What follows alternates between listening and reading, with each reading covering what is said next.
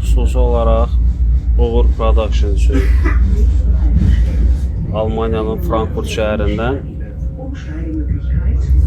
şəhər daxili nəqliyyat şəbəkəsindən bir mənzərə, şəhər içi tramvay. Nəqliyyat xərcləri ümumiyyətlə burada çox yüksəkdir. Məsələn, bir günlük limitsiz hərəkət 7.40 euro təşkil edir.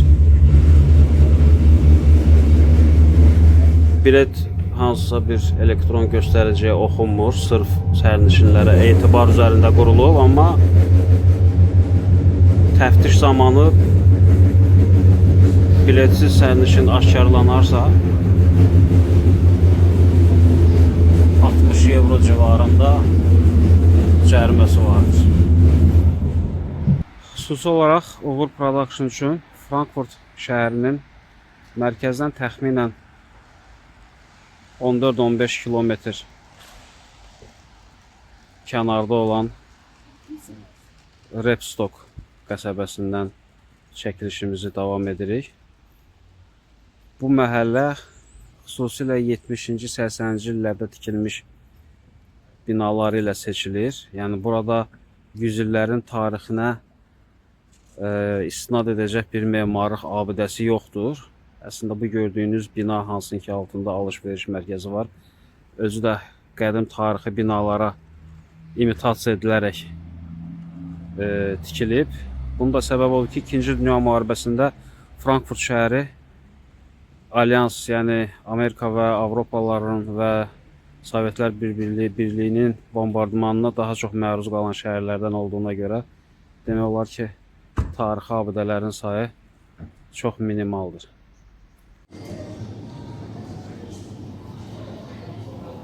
Almaniyanın ən böyük marketlər şəbəkəsindən olan Rewe şəbəkəsinin dükanlarının birindəyik.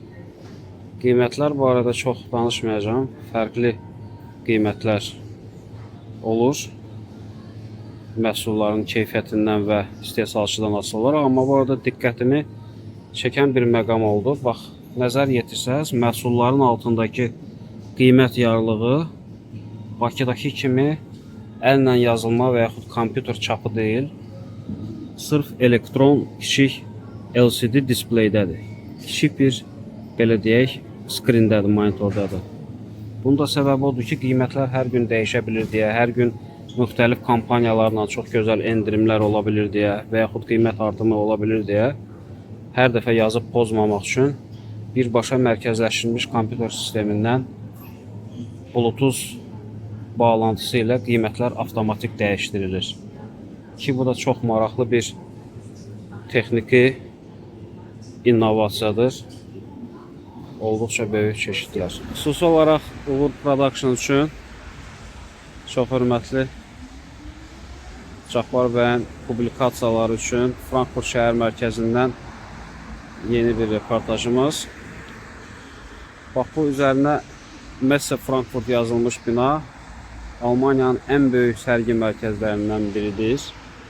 Yanındakı isə bax, bu Business Tower, biznes qülləsi Almaniyanın, ümumiyyətlə Frankfurtun ən qədim biznes iş mərkəzlərindən biridir.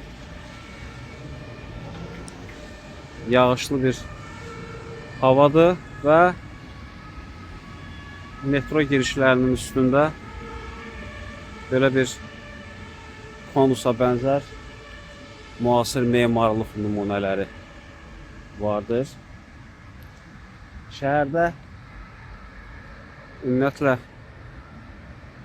yenidən qurma və tikinti işləri Avropanın başqa şəhərlərində olduğu kimi intensiv müşahidə edilməkdədir. Bura demək olar ki, Frankfurtun ən böyük ticarət mərkəzlərinin, iş və biznes sahələrinin yerləşdiyi məkanlardan biridir.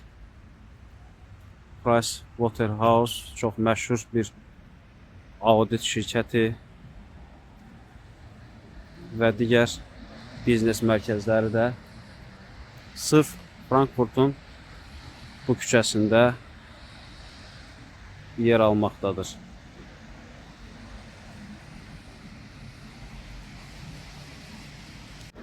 Növbəti reportajımız yağışlı Frankfurt axşamı.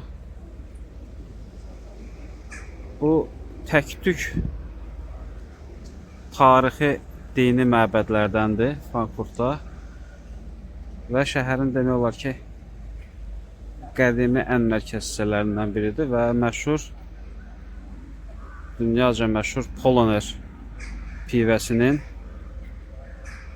hazırlandığı və servis edildiyi məkanlardan biridir. Poloner şəbəkəsi ümumiyyətlə çox böyükdür. Yəni pivələri xüsusilə seçilir. Bugün həftənin 6-cı günüdür, şənbə günüdür. Daha çox insanlar bura saat 7-8-dən sonra axışmağa üstünlük verirlər. Hələ ki o qədər də məşğul deyil, amma arxa küçələr tamamilə insan izdihamı ilə doludur.